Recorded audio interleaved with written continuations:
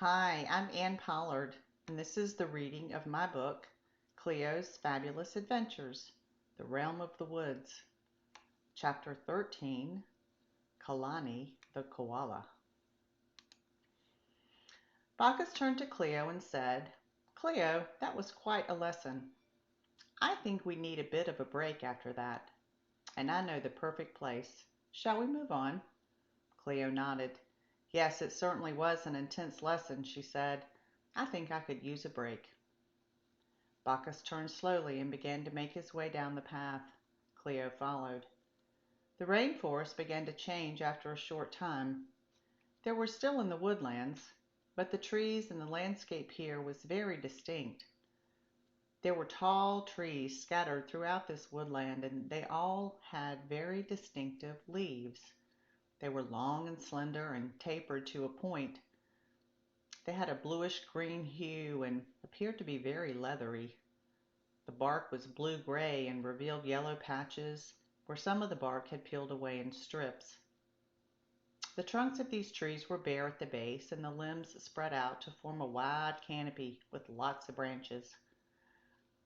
And they were quite tall. The smell of this new woodlands was minty, with a touch of honey and citrus. Underneath the trees there were grasses and sparse shrubs. It was a very pleasant temperature, and the air was quite dry.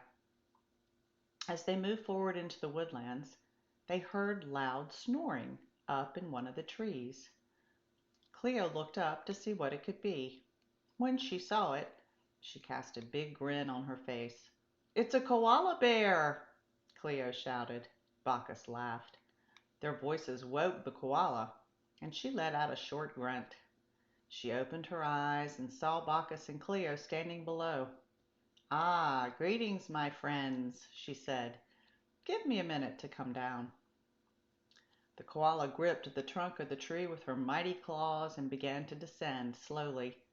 You could see the great strength in her arms and legs as she moved her way down the tree. When she reached the ground, she sat on her haunches and smiled. "I don't come down from the trees very often. What a different perspective." Bacchus laughed. "We've been talking about perspective all day," he said. "Cleo, I would like you to meet Kalani." Cleo was so thrilled. "Hello, Kalani. I have never met a koala bear before," she said. Bacchus said, "Well, Cleo, koalas aren't actually bears. They're marsupials." "Oh, I'm so sorry," said Cleo. "I meant no offense." "Oh, that's quite all right," said Kalani. "We get that a lot. Not to worry, though." Kalani was the cutest animal yet. She had a big round head with big fluffy ears on top. She had a great big black nose that was flat against her face. She had soft brown eyes, and her fur was very thick and gray, except for the white fur on her chest, arms, and ears. She was quite stout, and she didn't have a tail. Her hands were amazing. She had 2 thumbs, and her fingers all had razor-sharp claws at the end. "Kalani, you are looking well," said Bacchus. "Yes, thank you," said Kalani. "The eucalyptus are especially good right now." Bacchus continued. "We've had quite a day already, and I thought it would be nice to have some peaceful relaxation time with you." "Oh, Bacchus, that's great. You know there is nothing I love more than some relaxation," Kalani said. "Nothing better to restore your mental and emotional clarity, I always say." "Shall we sit for a while and chat?" she asked. "Thank you," said Cleo. "I would really like that." They sat in a circle of 3 and began to take in the wonder and beauty of the woodlands. "Nature is such a peaceful place to be," said Kalani. "Cleo, I know how much you love and appreciate being in nature." "Yes, I really do," said Cleo. Kalani continued. "We koalas really love these woodlands. It's pretty quiet most of the time, and if we aren't eating or sleeping, then we're meditating, becoming one with this nature. We like to think of time gone by and our ancestors. It brings us peace." "Cleo, do you meditate?" asked Kalani. "No," said Cleo. "I'm so busy all the time, and I'm not sure I would know how to meditate even if I had time to do it. Well, said Kalani, there are many forms of meditation. In fact, when you take your walk in the woods at home, that is a form of meditation. Or if you're engaged in something you really love, like reading, gardening, or listening to music, that's also different forms of meditation. So you see, you do practice meditation after all. Cleo said, wow, I had no idea I was meditating when I was doing those things. That's not what I always stood meditation to be. I thought meditation was what the monks do, sitting cross-legged and chanting and stuff. Kalani continued, what the monks do is also meditation. If you want, I can teach you this ancient practice. And it is indeed a practice, said Kalani. You don't need to be intimidated by meditation. It's really quite easy to do and it doesn't have to take long. Although the more you do it, I think you will find that you want to stay there longer. It's the peace that it brings you that makes something you want more and more of. Let me describe the steps to you and then we can practice, since you have all the time in the world. First, find a comfortable seating position, like you are now.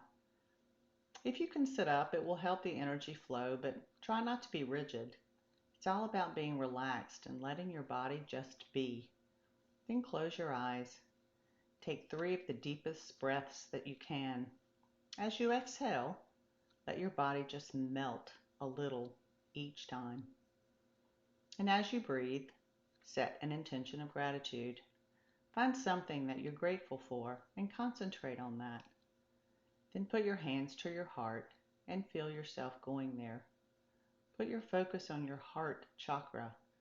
And basically that's it. See, not so hard. I didn't know it could be that simple, said Cleo. If that's it, then why are there so many books and videos about how to meditate? She asked. Kalani said, what you will find with meditation, as in most things, is that there are many ways to do it depending on your intention. And there are some really deep meditations that you can do for accessing your spirit guides, healing your body, or becoming more conscious. Let's just call those more advanced than what we want to do today, which is just a little peace and quiet. I want to show you that you can meditate anytime, even for just a few minutes. It will bring you back to you, and it will help to center you if you're worried or anxious. You learned about the chakras, right? The energy centers in your body. Yes, I did. My rainbow inside of me, laughed Cleo. Oh, that's good. I hadn't thought about the rainbow in a long time, said Kalani. You can use your chakras as you meditate if you want something to concentrate on. You can feel the energy of Gaia rise through your base chakra up to your crown chakra. Or you can visualize all that is light energy coming into your crown chakra and flowing down to your base chakra. There's really no way to get it wrong. Just find what works for you and do that. Okay, said Kalani. Want to try it? Yes, I do, said Cleo. Close your eyes, Cleo, said Kalani. Now take a deep breath from your solar plexus up into your chest. Feel the rise of your body. Try to do that to the count of 4. When you can't breathe anymore, hold your breath for the count of 7. Then exhale slowly to the count of 8. Feel your whole body just relax as you exhale. Maybe even wiggle around a little bit and feel your muscles let go. Cleo took a deep breath and held it like Kalani said. As she exhaled, she could feel her body start to relax. She did wiggle around a bit too. Now, said Kalani, do that again 2 more times. As Cleo exhaled her second breath, she noticed that her shoulders were a little tense. By the third exhale, she felt like she was pretty relaxed. Kalani continued to guide her. Find the gratitude, Cleo. Something you're thankful for and something that makes you happy. Maybe a baby koala. And then put your hands to your heart and feel that feeling there.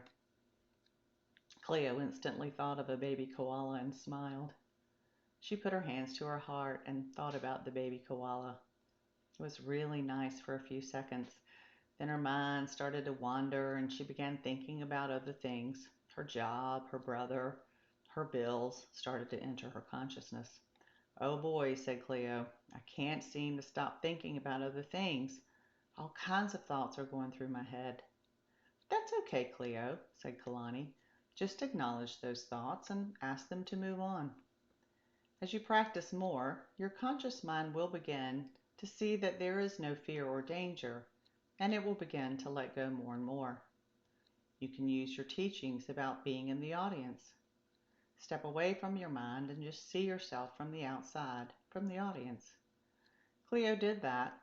Since she had done that already today, it was easier for her to understand and do.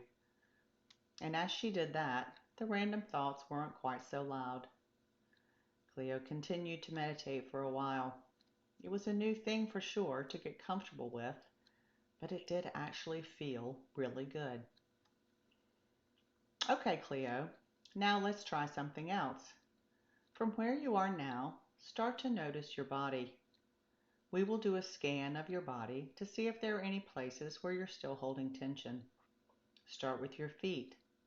Concentrate on your feet and feel if there are any parts that are still constricted. If you find places that are tense, consciously release the tension. Now move to your ankles. Feel your ankles and any places where you may have tension. Now move up to your calves. Again, if you feel any resistance, just relax into it. Notice without judgment. Now feel your thighs. Feel for any tension and just relax it. If you begin to notice any emotions, just acknowledge them without judgment. And remember your breath. Breathe through the relaxation. Now move to your base chakra and your sacral chakra. You may find more emotions as you notice these areas, as they are very powerful parts of your body. Let go and breathe. Now feel your heart, your chest, your back. If you're holding any restrictions, let them go. Feel your arms, your wrists, and your hands. You can turn your hands over in an open position as a sign of receiving. Next, feel your shoulders and your neck. That's where a lot of people hold most of their tension. If you are feeling any constrictions, release them and feel a deeper relaxation. Finally, move to your face. Are you tensing your lips, your cheeks, or your brow? If so, just release the tension and let go. Once you've scanned your whole body, you should notice a deeper sense of calm and peace. Now just breathe easily and notice any emotions or feelings that you might be having. Let them come and send them love. Kalani and Bacchus let Cleo just be there for a few minutes. They stayed very quiet. Then Kalani said, Okay, Cleo, I think you're getting the hang of meditation. It works best if you can set aside a few minutes at the same time every day and do what you just did.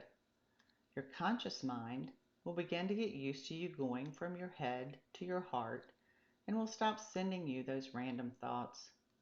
Then as you practice more, you can reach out to your guides or be still and listen for messages. But for now, just being at peace is a lovely thing. Cleo opened her eyes and felt so relaxed and peaceful. Thank you, Kalani, she said. And I can call on Koala Spirit when I need to remember what you've taught me? She asked. Of course, Cleo, said Kalani. We are all here for you always, in every moment. You only need to ask for our help, and we will be there. They all stood up and Kalani turned to Bacchus. Thank you, Bacchus, for coming and spending some peaceful time with me. It is always my joy to help bring peace and relaxation. Bacchus nodded. And it was our pleasure, he said to Kalani. Until our paths cross again, I wish you peace and lots of eucalyptus leaves. Kalani laughed and made her way back up to her eucalyptus tree. She started her slow climb up, and halfway there, she turned and looked down to Cleo and Bacchus for one last smile. Then she reached a crook in the tree and curled up for a lovely nap. Thank you for joining me. Have a fabulous day.